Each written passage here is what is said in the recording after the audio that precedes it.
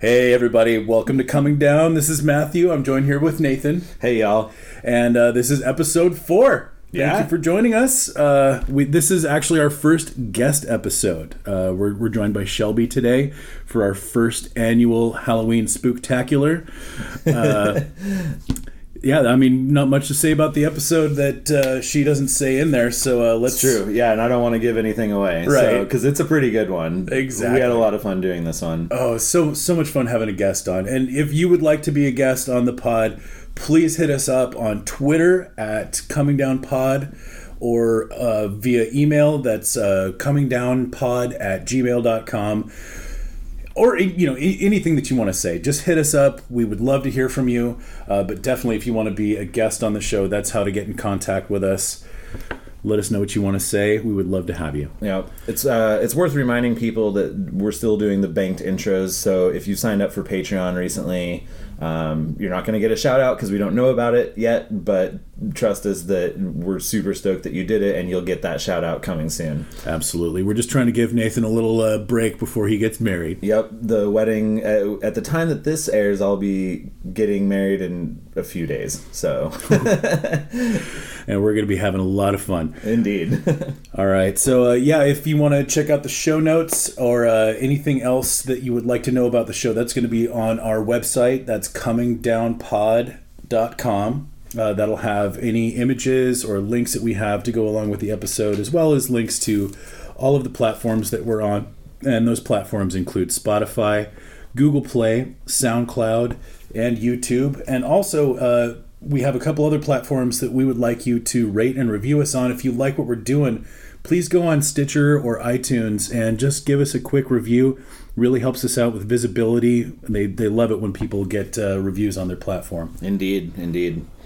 I think that's probably it for this intro. I mean, let's just jump right into it. This one's super fun. So. Happy Halloween! Woo!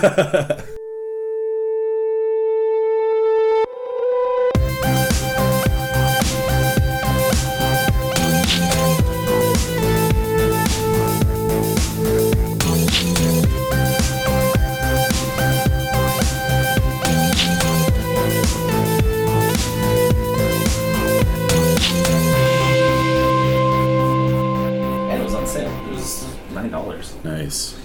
Pretty old sixer. And Rogue's usually like $13. Oh, exactly. For fucking 6 packers. All right. And we're sitting with our friend Shelby, who's going to tell us a story of growing up. How old were you when this happened?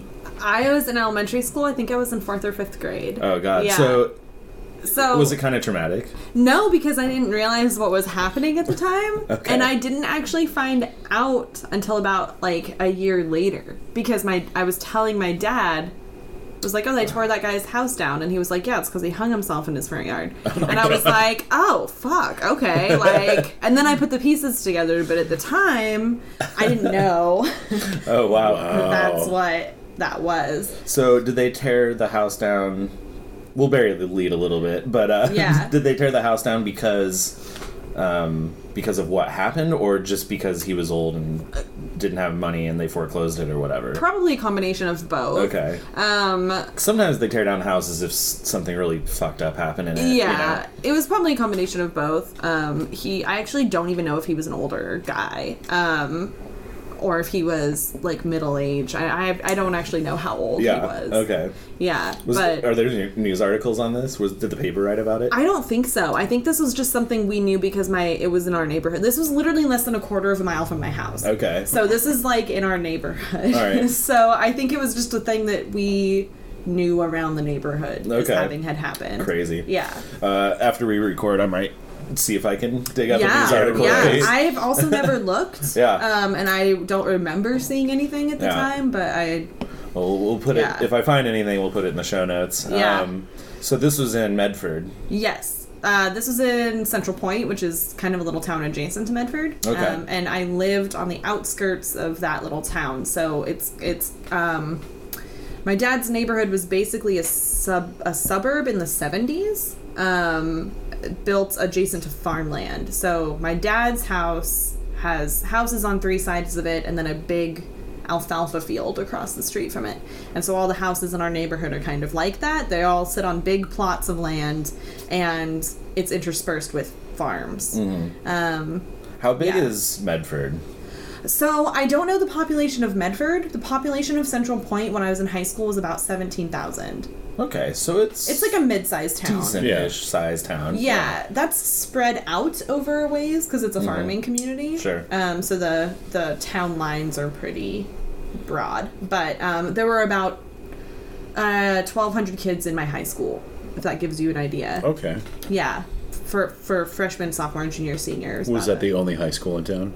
Yes. Okay. Yeah. And that pulled from Central Point, Gold Hill, White City, like all these other kind of small towns that didn't have a high school. They all went to my high school. My cousins lived in White City for a little while. Oh, yeah. It's terrible. Yeah, it's bad. It's a terrible place. That's where I learned about humidity. Oh, yeah. Yeah, no, it's a terrible place. About humidity? Yeah. It's also called White City for exactly the reason you might suspect. A city in Oregon is called White City. Black people weren't allowed to live there. They still technically might not be. But also, you don't fucking want to. Nobody should live in White City. Well, yeah, I mean, no one wants to live The there. nicest building is the Gold Hill. Or is the Goodwill. It's so It's weird the how Goodwill. Oregon is so podunk and, Oh, yeah. and white. Yeah. Yeah. Once you get out of Portland. Yeah. You know, John Mulaney And it's still pretty white in Portland. John Mulaney has that bit about growing up in a town that was so small and so white that everyone thought he was an Asian kid. Holy shit. Literally happened to me. Yeah. I got called China girl in elementary school. What? I am in no way ethnic at all. My mom's part Native American, but it's like a small part. So Yeah. I have dark hair and dark eyes and like kind of sort of olive toned skin, but I'm very much a white person. Like Yeah. I'm a white girl. Yeah, Yeah. I'm part Native American too. You can't fucking tell. Yeah, I mean, you're Nordic. Yeah. Yeah. Yeah. Yeah, so I had like almond shaped eyes and like I wasn't blonde. So Right. I So- must be I God. literally got called China girl. Wow. That's baffling to me. Yeah. But it was also a farming community, so on the other side of that we had a lot of like Hispanic migrant workers. But I did not speak to a black person until college. Wow. Because Jeez. there were none in my hometown. That's crazy. Yeah. And White City is literally like Oregon has a history of separatist racism. So we literally moved people who didn't want to get involved in the Civil War, but also didn't want to live with black people, like moved to Oregon. God. So we have it's very much a cultural like history of passive aggressive separatist racism in Oregon.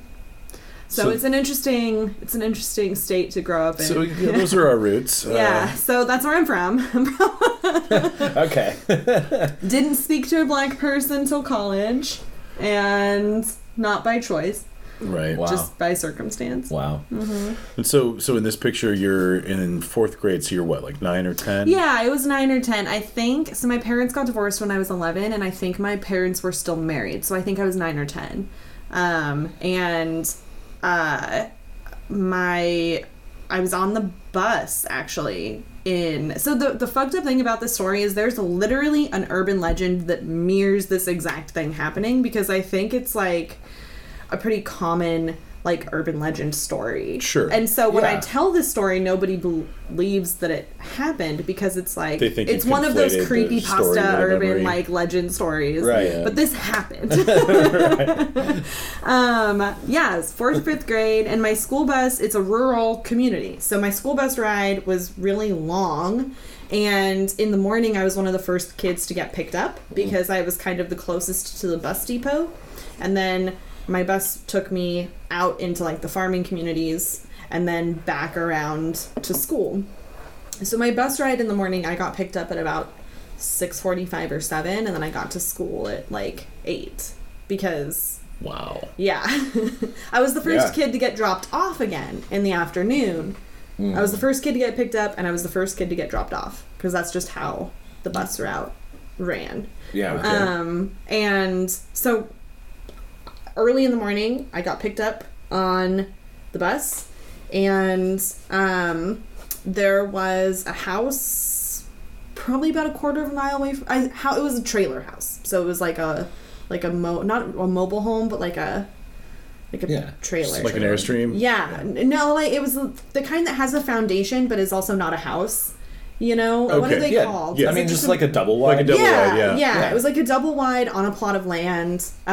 He did not have kids, but the people across the street from him did. So my school bus stopped across the street from this guy's house, and his double wide was a ways back from the road. It wasn't right adjacent to the road, but you could see it. You could see his front yard, and he had a big tree in his front yard. And at the time, this was like maybe a week or 2 weeks before Halloween. And he had what we thought was a Halloween decoration hanging from the tree in his front yard. And I think did you see it? Yeah, with your own eyes? Yeah, oh my I remember gosh. being really like kind of creeped out. Right. I was like, that's a really Justifiably good, so. That's a really good Halloween decoration, because he was far enough away from the road, and he wasn't. It had very obviously maybe happened the night before, or he hadn't rotted in any way yet. Right. And so it's just looked like a dummy hanging there. And it was far enough back from the road that I remember being like, that house would already be too creepy to trick or treat at. We're out in the country, and I remember being like, I would already never trick or treat at this guy's house. And I'm certainly not now, because that is a creepy Halloween decoration. Yeah. creepiest. Mental note: we're not trick or treating at this house. Yes, yeah. I was like, I don't like that. That's creepy and scary. And I went, and then the bus moved on. Wow. And I didn't think about it again for a little while. And I think I even remember telling my dad, I was like, oh, I saw. Thanks, Kat. We'll put a timestamp there for an edit. Okay.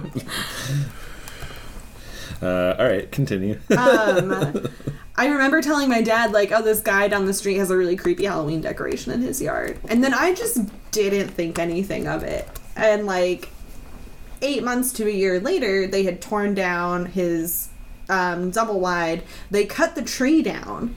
Oh, yeah. Too. So they cut the tree down in his front yard, and they built, like, a whole new house. And I mentioned it to my dad. I was like, oh, did you notice, like, that double wide is gone, and they built like a couple houses on that lot? And he was like, oh yeah, it's because that guy he hung himself in his front yard. And I was like, what are you talking, what? And he's like, yeah, you saw him, and like you and all the rest of the kids on every school bus who went by for the next 2 days saw him. And what happened was the neighborhood like kind of complained about like this yard decoration being distasteful, and eventually that was the complaint.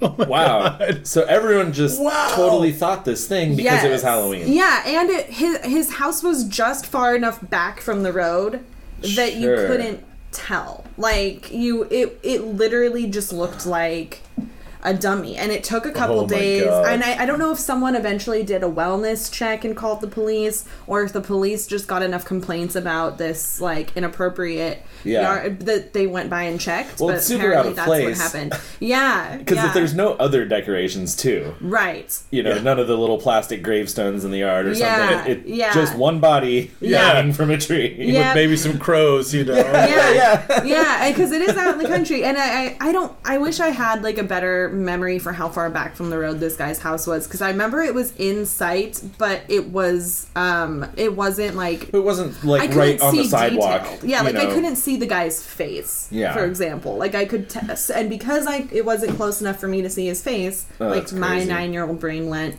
that's like a dummy. Like sure. Yeah. Well, it sounds like the rest of the neighborhood was under the same delusion, you know? Yeah, and I don't think that that's a natural conclusion that people want to jump to, that like, oh, that is a body hanging from that tree. But especially because it was like a week or two till Halloween, and everyone was there were other houses that had decorations up, so it was just really bad timing on his part, or intentionally good timing. I don't know. Oh God. Yeah. So that's what I'm curious trolling about. the neighborhood by hanging yourself on Halloween. I mean, right. Was it in his mind that That's fucking hey, ghoulish. I'm going to do this front yard. Mm-hmm. We'll see. We'll see how long it lasts. We'll see if anyone notices or if they just think it's a Right. Well, and part of me has wondered since. I was like, okay, this guy was obviously kind of a recluse. They tore his house down. I don't remember ever, like, you know, it was even though we were out in the country, like, everybody kind of had, like, a scope on their neighbors. Everyone was like, oh, there's, like, multiple cars that come and go from this house, you know, like, and I only ever remember, like, his house was just, like, a non-issue in the neighborhood. Like, it was just there, and, like, nothing ever happened there. And so I wonder if he had family or anything like that. And so part of me is like, maybe he hung himself in his front yard so that someone would find him. Because he might not have had anybody. because if he doesn't have visitors, then No, how long would it have been before somebody even noticed that there was a problem, you know? So either way, it's kind of sad. Either way, I'm like, that's a fucking bummer of a way to go, man. Oh, God, like, yeah. No, I mean, I don't care what the circumstances are. Hanging yourself in your front yard is fucking sad. Yeah. It was a weird way for me to see my first, and I probably so far only dead body. Yeah. Yeah. I have never seen a dead body. I don't think. No. I have seen it. My grandpa died 2 years ago, and I was in the room. Oh. For that. Yeah. For that whole process. So that was the second time I saw a dead body. The first time was stranger in a tree on Halloween. Yeah. Wow. Yeah. I may have seen a dead body, but it's one of those stories that I've told so many times that, like, I don't honestly know if that was, like, something that happened to me or one of my friends when I was really young, you know? Sure. It's like, I have a memory of seeing a dead body, but the circumstances surrounding it are It's hazy and fairly questionable. suspect, yeah. So. And it's funny how memory works. Like, It really is. it is. I remember watching, speaking of podcasts, I think I remember listening to Radio Lab talking about how every time you remember a memory, your brain is basically like recreating it, and so every time you remember it becomes more and more faulty, basically. So and I thought that was interesting. It is super interesting. Yeah, because I mean, we want to think that you're just pulling a file up that's static and is always this thing, but your brain's actually sort of reconstructing. You're painting data. a picture over and over and over again from, like, partly your imagination. That's really, the human brain's amazing. Yeah, it really is. It really is. I think the most fascinating thing about the human brain is how powerful it is, yet part of its power is its limitations. So it knows to filter certain things out. Just because we wouldn't be able to handle it if we absorbed, so many inputs, essentially. Like, like if we were able to see every light spectrum, it would just be chaos. We couldn't define anything, Right. Well, and furthermore, like, you know how many pores I have in my face just by looking at me. Like, I know how many hairs you have on your head. But our brain is thankfully filtering that information out because it's completely useless to us. Right, and it would just completely clog our thought processes. But there's people who have neurological conditions and stuff like that to where their brain filters way less of that information. And it fucks them up, So we're lucky that we have the filters that we do. The things that I always found to be most interesting, and I've done this have you ever done, like, the ape cave hike in Washington? No, I really want to, though. It is a ton of fun. So the ape caves are a system of lava tube caves kind of up by the Mount St. Helens area. And they're dormant, extinct lava tubes, but they were discovered by the ape Boy Scout troop in, like, the 80s or something, so that's why they're called the ape caves. Thank you. I've always wondered why they were called the ape caves. It was the ape Boy Scout troop that like found these what is caves. An ape Boy Scout troop? What's the name of their troop? The Boy Scout troops, like, each group is named for, like, they all have, like, a name that they go by. Yeah, so, like, the ape troop, there's sometimes, like, the wolf troop, or like I think that it started with, like, I don't know if they do this anymore, but it initially started with, like, Indian tribe names, like the Apaches and the Creeks. And because the guy who founded the Boy Scouts was really into, like, Native American survivalism. So the Boy Scouts started as a way for, like, little white kids to, like, emulate these, like, Native American outdoorsman skills.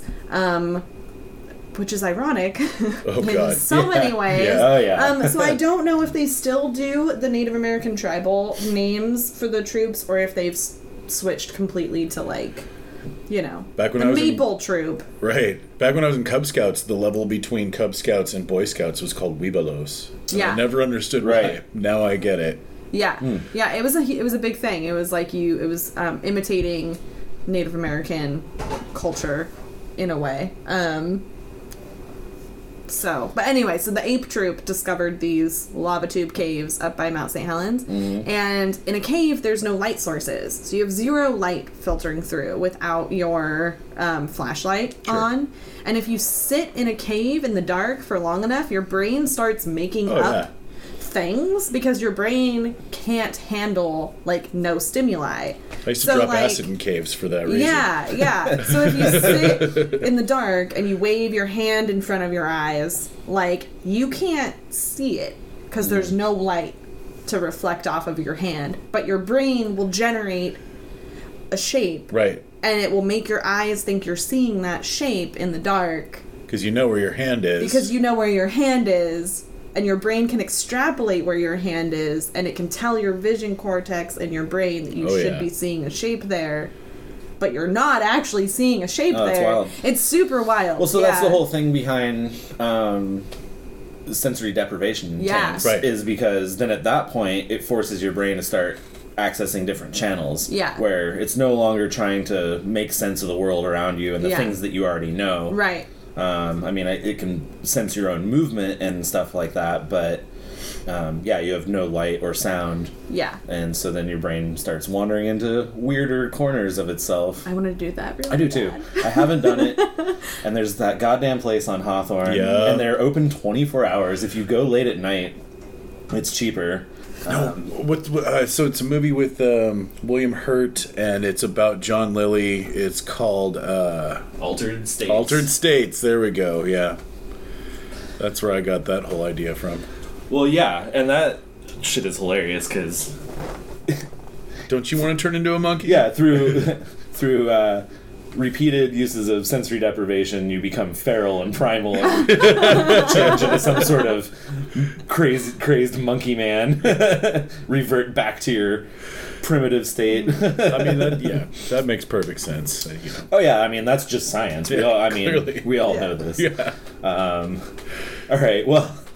So to put a cap on your story, Shelby, is there any other bits of memory you have of this incident? Like, did anyone else in town talk about it? Was it was it a thing that people talked about, or did it just sort of happen? They cut him down, everyone moved on with their lives. Because this seems like a big deal to me. It seems like in a small town, this is what people talk about for the coming year. Yeah. I mean, there's nothing else happening, probably. Because it was over such a short period of time, and because I'm kind of out in the country, like, not very many people saw it. So for a while, I went through a period of time where I was like, again, did this even happen? Like, am I remembering this correctly? But I compared my story to another girl who I'm still friends with, who lives in my neighborhood. Her and I have been friends since kindergarten, and I went home to visit, I think right around the time I first told you this story. And I was like, hey, do you remember the guy who hung himself in the tree? Like, when we were in, like, 4th or 5th grade? She was like, yeah, like, I'm so glad you mentioned that, because I keep trying to remember if that actually happened. Yeah. Because... Well, and your dad confirmed. Yeah, and my dad confirmed. But, like, it was just so few people saw it, and I think we were so young at the time that people kind of tried to keep from mentioning it around us. So if it was talked about, it was not talked about within earshot of the children. Well, and this is probably right. So this is probably how urban legends get started. Right. Is something. Well, and speaking of, why the fuck do they call them urban legends? They should be called rural legends, right? Honestly. Because these things happen when not a lot of people see it, but then the story gets passed around and then it becomes this thing. So yeah. But you got to figure these urban legends all started somewhere. Like, this probably happened to some capacity originally, and then it gets changed or modified over the years, and then we should check it on Snopes. You know, like, see if there's an entry on it. You know, like oh sure. I have actually looked into it. There are I think there is an entry on Snopes about an unrelated but Yeah. similar incident. So not the same one from my Right. hometown, but a similar one that happened where it was like, yeah, there's actually been several. I Well- think it's kind of sort of. And this world's crazy enough. Yeah. That can't be a unique, isolated incident. Yeah. I'm No. sure And- somebody else has hung I mean, themselves in the front of their yard. I don't know what the statistics on like hanging suicides are, but it seems like it would happen often enough that like there's probably been several times that this has happened. Yeah. You know. Yeah. Yeah. How many times it's happened right around Halloween and people didn't notice, though? That's what's so crazy about this one. Yeah, But- it was pretty creepy. For sure. But my town has other. I actually just remembered another one of those weird urban legend, like 6 degrees of separation stories. Mm-hmm. So I live, Central Point's kind of near Ashland, Oregon, which is like notorious for being this like weird, eclectic hippie city. Like, kind of, it's like the Portland of Southern Oregon. Well, it's a or miniature whatever. Eugene. You know, it's a college town with a God, lot of it's- hippies and liberal arts program. Yeah, and it's I went to college there for 1 semester.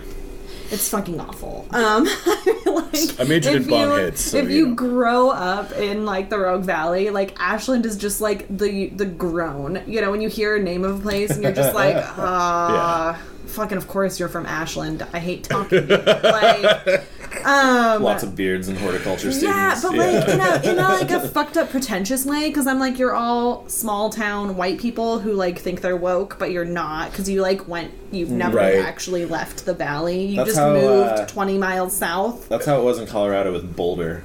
Anytime Yeah. you heard someone was from Boulder, it was just like, oh no. Yeah, yeah. Well, and there's And- like all this weird money down there too, and there's like all these like fucking super new agey hippies. So Yep. like you end up, California. yeah, you end up with this really strange confluence of nonsense. It's a weird, and so Oregon is such a weird state to Yeah. begin with, because especially in Southern Oregon, it's all pioneer Wild West towns, right? So Ashland has like, I think the first like big hotel in Oregon was in Yeah. Ashland, because Ashland was Antony. also a big like gold mining town. Ashland, Gold Hill, and Jacksonville are all like the trifecta of gold mines in like Were Southern they part Oregon. of the gold rush? They were not the big California gold rush. There wasn't that many deposits there, but they were part of that.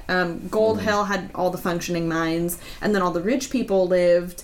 There's actually a road. It's still called Old Stage Road, because it's the road the stagecoaches used to take between Gold Hill, where all the mines and the poor people lived, and Jacksonville, where like the affluent mine owners lived, and like that road still runs between. And Jacksonville is still this affluent town where all the rich Californians My folks go just to bought retire. a house there. It's so annoying. It's a beautiful town. It is, but like, what's his face? The chin guy from Evil Dead. I'm blanking on his name. Bruce Campbell? Bruce Campbell. Bruce Campbell lives there. I change everything that I say. Yeah. I'm gonna go hang out with my Yeah. parents in In Jacksonville. the movie I Am Bruce, a lot of the extras are like kids from my high school. Like, Whoa. yeah, like it's like my hometown.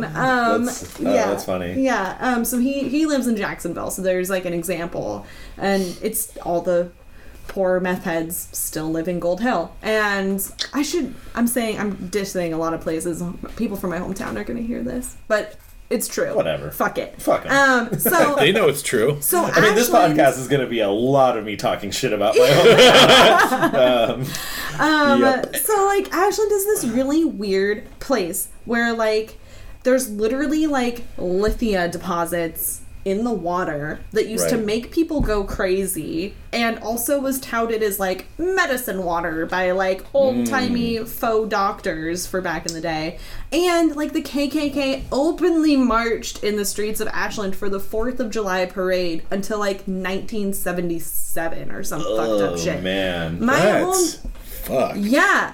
My Oregon, the Rogue Valley in particular, is this weird vortex of shit. Like, the KKK marched in the Ashland 4th of July parade, and we have a pear blossom parade every year in Central Point, because that's our main export, is pears. So we have, like, a parade and a celebration when the pears start blooming. So it's like, oh, we're gonna have, like, food and money this year. Sure. The only Harvest time festivals, Leonard Nimoy has ever appeared in costume in public as Mr. Spock was he was Grand Marshal of the Pear Blossom Parade in Medford, Oregon. What the fuck? Why? Yes, I don't know. It was like the first year Star Trek was on television. It hadn't gotten super popular yet. He got City invited. Council was just like, well, look, we're $10,000 over budget this year. What can we do? Yeah. Some guy was like, we should see if we can get some Spock fucking to nerd show up. was like, hey, there's this new show on. No one watches Some it Trek yet. fan just, Yep. let's see if we can get Spock to show up. That's badass. Truth. There are pictures online. That is 100% verifiable. I'm not making this Wow. up. Love it. I mean, I believe it. Weird. So Ashland is a weird ass town, right? Yeah. There is an urban legend that spawned sometime between me being in elementary school and me being in college about there being a werewolf in Lithia Park in Ashland. And I've spent some time in Lithia Park. it's been So unclear. it wasn't me. Cryptozoology legends. It's unclear whether or not that meant a literal werewolf or whether or not that meant a crazy man dressed as a wolf. Like, it, Yeah, it actually, changed. this story might be about you. It's not, but it is about someone we know, and that's what's crazy. So, and Lithia Park has other things, like occasionally people, like, dress up as like, there's a club of people who dress up as, like, ninjas and run around the park at night. Occasionally. There's someone Oh shit, yeah. someone stole the Like head. ninja LARPing? I'm big down. Dude, me and my friends used to do that shit in middle school. Yeah. There We'd is also, like- a statue of Abraham Lincoln in Lithia Park. Its head has been stolen, like, several times, and no one knows by who or why. Okay, wait. So, well, how far back does that date? I actually don't know. Well, because it's interesting, because Matt Groening, he based a lot of his Simpsons stuff off of Oregon. Yeah. And that's the whole thing with Jebediah Springfield. Like, they stole his head in an episode. I just have to wonder if he cribbed that. Have It you is seen a the possibility. Jebediah Springfield statue in Springfield? It's Holy actually Eugene fuck. Skinner, but that statue literally exists Yeah. in That's- Springfield. Wow. Yeah, it's right, there's a bridge that goes between Eugene and Springfield, and it's right there. Does it have the quote from the show? Like, our It's spirit embiggens us all or something? it's close. It's close. I honestly don't remember, but Okay. you look at the statue and you're like, oh shit, because it's like like the same thing. It's Holy fucking shit, hilarious. that's great. Yeah, Eugene Skinner is definitely Jebediah Springfield. Yeah. Wow. That's awesome. But anyway, so there's a werewolf legend. And Oh, yeah. it's always been unclear if it's like a big dog, a literal werewolf, or someone dressed as a werewolf, but it's all somewhere in Ashland in Lithia Park. There's like werewolf. Sure. Come to find out, Steffi? Yeah. You know how she wears the wolf headdress sometimes? Yeah. The woman who made her that wolf headdress, who I follow on, like, Tumblr, she's a local taxidermist. I've met her. She's hilarious. What's her name? I don't know her real name. Okay, what's her... her handle, I know I met her and got her real name at one point, but her online handle is Nature Punk. All right, shout That's out her, to like- Nature Punk. Yeah. Follow her on She's also an Tumblr. amazing taxidermist. Check out her stuff. But she'd made Steffi her wolf headdress, and she went to college at SOU in Ashland, and she used to wear a wolf headdress in college, and late one night in the rain in Ashland was running through the park to get home from the convenience store because it had started to rain and she didn't want to ruin her wolf pelt. I think, if I'm remembering the story correctly, because she told me it once. And that, like, is what spawned the werewolf story Whoa, in I love Lithia it. Park, because she didn't realize that people were talking about the wolf in Lithia Park until she went back to the convenience store like a couple weeks later, and the convenience store owner was like, oh, you're the wolf everyone is talking about. But that legend just continued. So Wow. I did not live in Ashland, didn't grow up in Ashland, avoided Ashland at all costs, and still was like, oh, Lithia Park, where that werewolf is. So it's fascinating how, like, in a small town, stuff can just Oh go. yeah. Well, right, because not a lot happens, Not so a lot any little happens at thing all. becomes a big thing. Yeah. And Yep. yeah, it can Mm-hmm. just be the talk of the town for such a long time because people were just trying to find anything exciting in their in Yeah. their kind of simple life. Yeah. I don't know. I'm not talking shit about simpleton rural people, but man, like, what the fuck do you do? That's why I moved to a city. Yeah. Seriously. Everything closes at 8. Yeah. God. And I mean, I moved to a city and still just play board games all the time, but you know. Yeah, it's interesting for me to go home these days. So, because Your family still lives in... all my family is still down there. Wow. Yeah, so I live here. I have an uncle in Salem, and I've got some family in Klamath Falls, which is just a different small town in Southern Oregon. I know Klamath Falls well. I'm from Bend. Yeah, and everyone else is in Central Point, Medford area. So, it's an interesting time in history for me to go home. Oh, to God. say the least. Don't mind me. Just I crashing noises for the listener at home. Boy, I'm gonna have to figure out something to do with this fucking cat for future episodes. Yeah, dude. Jesus. She's been so chill all day, and then the moment we decide to start recording, she's like, "Hey, how many things can I fuck with? How many awful noises can I make?" Yeah, the boing. Maybe I'll leave that in. All right, well, wow. So that's some crazy shit on Southern Oregon. Thanks for coming to tell us these stories, Shelby. Absolutely. Anytime. Anytime. Yeah. This is fun. Yeah, totally. Yeah. This is gonna be great. So yeah, I don't know when this will come out. Someday. Sure. Yeah, I guess usually like comedian podcasts ask if you have anything to plug, but we're just not. Nope. We're normal people. I don't do things. Yeah. What's your favorite charity? What should people go and give their money to? Because it's not going to be us. I give my state tax return to Planned Parenthood every year. Good call. Me too. Because that's also Nice. That is, I've done that since I was 18 because that's where I get all of my health care. Because I'm a poor person without health insurance. Yep. So speaking of, if you have a Republican representative and also maybe some Democrat representatives, you should call them and register to vote in the 2018 midterm elections. Yes. Those two things. Call them for healthcare and register to vote 2018. I should be registered to vote for the midterms. I'm registered. I'm registered to vote. But that's your plug. Everybody should... Everyone should vote.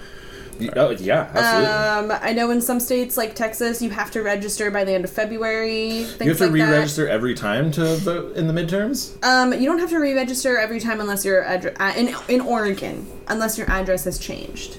Oh, well then I've re-registered. Yeah, I think you should be good. Check on that because I will. This is actually my first midterm election that I will be voting in. Mm-hmm. Because Ron Wyden is my representative and I like him. But yeah, he's not bad. No, he's not bad. I'm coming for you, Greg Walden, District 2.